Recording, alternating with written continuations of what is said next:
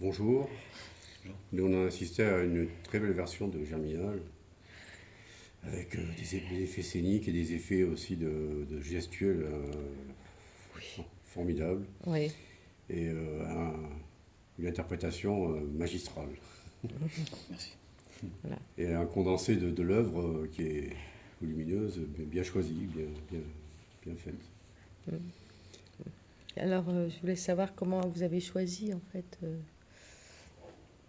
comment vous avez travaillé enfin, cette œuvre, comment vous avez choisi Pourquoi j'ai choisi ouais, cette partie-là, quoi, en fait, de l'œuvre. Ah, ouais, de l'auteur. Voilà, c'est important.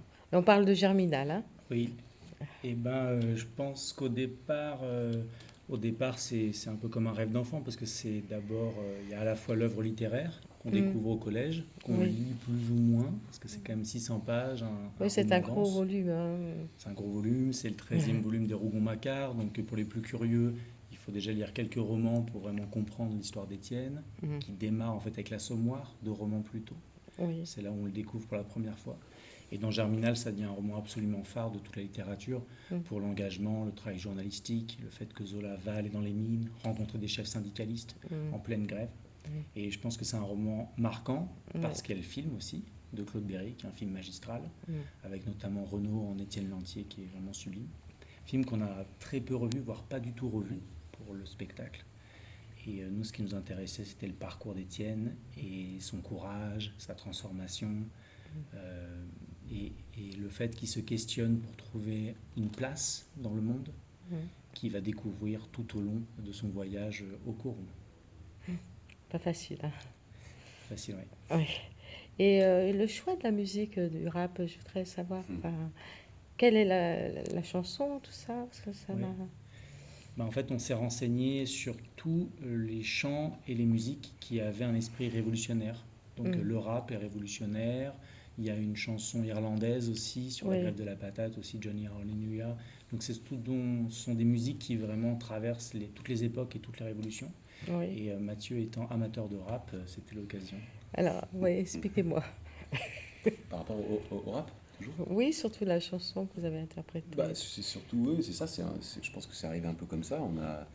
C'est effectivement une musique de révolte, donc alors il y a un anachronisme, mais qu'on assume complètement, comme si Souvarine projetait Étienne dans un futur un peu lointain, mais tant pis, on reste dans cet esprit révolutionnaire. Donc moi qui aime le rap, effectivement, c'est venu un peu naturellement. Oui. Et on s'est dit pourquoi pas, et ça Ça a très bien marché. ça marche très bien, il y en a qui aiment moins, c'est comme ça, hein, c'est toujours pareil, il y a des choix. Puis, voilà. On l'assume en tout cas, et c'est bien. Ça fait une parenthèse au milieu je pense qui a sa place, quoi. Puis le décor aussi, c'est bien adapté. Enfin, l'entrée de la mine et au-dessus, c'est le monstre alors. Exactement, oui. Oui. C'est notre petite coquetterie supplémentaire par rapport à Zola, c'est qu'on rajoute un monstre dans la mine, un peu à l'image du Balrog dans Le Seigneur des Anneaux, où on a à force de cupidité des hommes. Les hommes étant cupides, essayent de récolter le plus de ressources, et en faisant ça, ils réveillent le monstre. Et donc le questionnement, c'est qui est le véritable monstre? Est-ce que c'est cette créature au fond des ténèbres? Est-ce que c'est le contremaître qui fait tout pour épuiser les hommes? C'est ça, on peut se poser la question en fait. On se pose la question.